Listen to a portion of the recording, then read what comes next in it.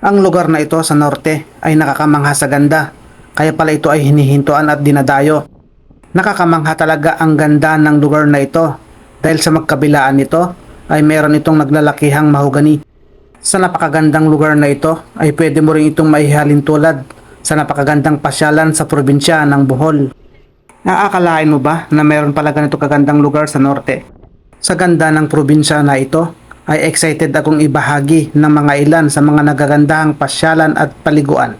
Ito ang probinsya ng La Union na meron itong layo na 5 hanggang 6 na oras na biyahe mula Metro Manila.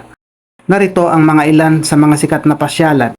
Ang una ay itong Baluarte Watchtower. Ito ay mayroong makasaysayan na bahagi sa ating bansa. Isa na ito ngayon sa mga dinadayo ng mga turista. Maliban sa makasaysayan at ganda ng lugar, ay no entrance fee at parking fee.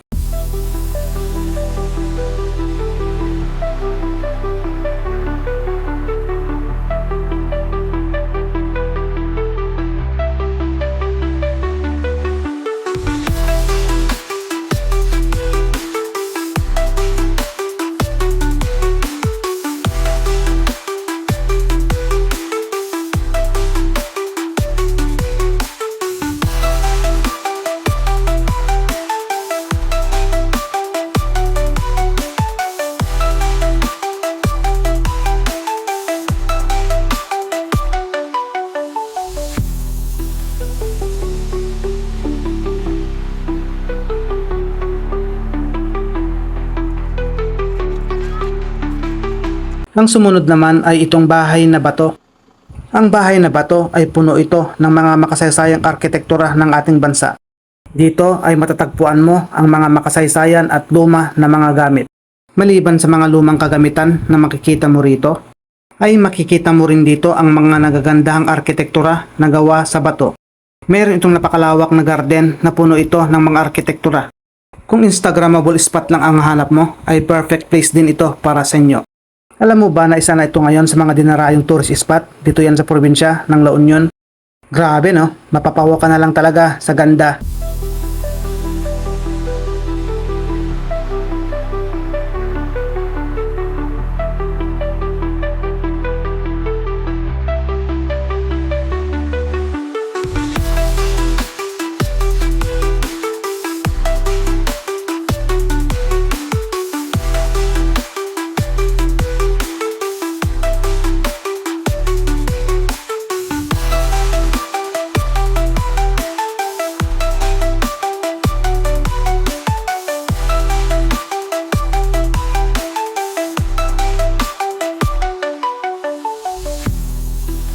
Ang sumunod naman ay itong Bato de Luna.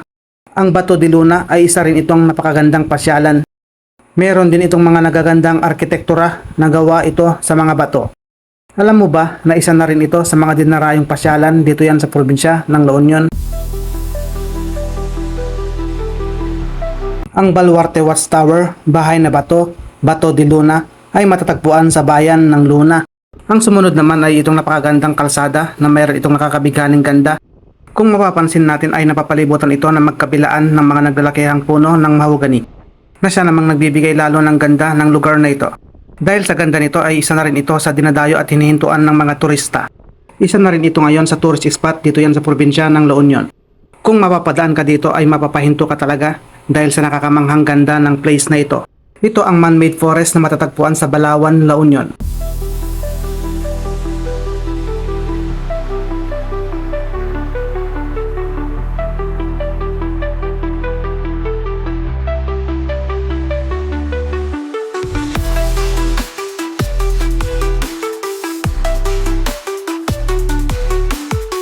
Ang sumunod naman ay itong merong nakakamanghang ganda. Naaakalain mo ba naman na isang ilog sa gitna ng kabundukan na mayroon itong nakakabighani na linaw at linis ng tubig? Ito naman ang Imuki Island na matatagpuan sa bayan ng Balawan sa probinsya ng La Union. Meron naman itong kakaiba at nakakabighaning ganda.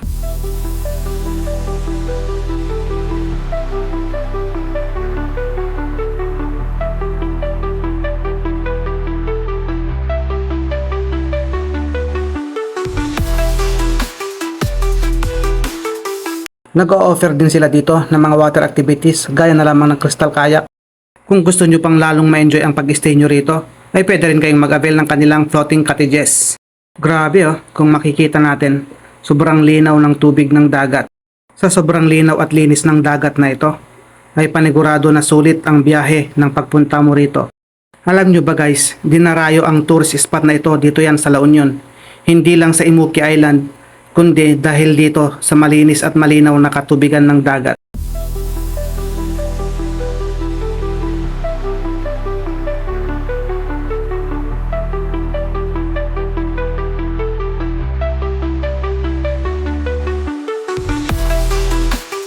Ang sumunod naman ay ito talaga ang isa sa pinakadinarayong lugar dito yan sa La Union.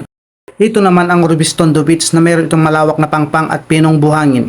Ito ay matatagpuan naman sa bayan ng San Juan sa probinsya ng La Union. Dahil sa ganda ng place na ito at mayroon itong malalakas na alon, ay tinatawag na ito ngayon na Surfing Capital of the North. Kaya naman dinarayo na rin ito ng mga iba't ibang turista at gayon din na dinarayo na rin ito ng mga banyaga.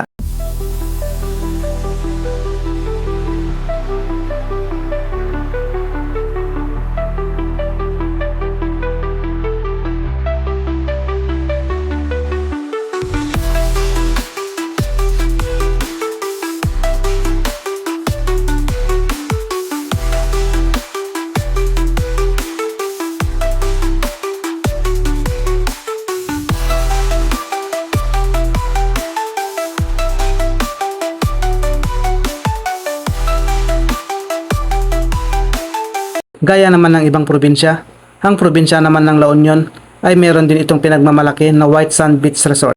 Ito naman ang Navalta Beach Resort na matatagpuan sa Darigayos, Balawan, La Union. Ang beach na ito ay meron din itong pino at puting buhangin. Naakalain mo na para ka na rin pumunta ng Boracay.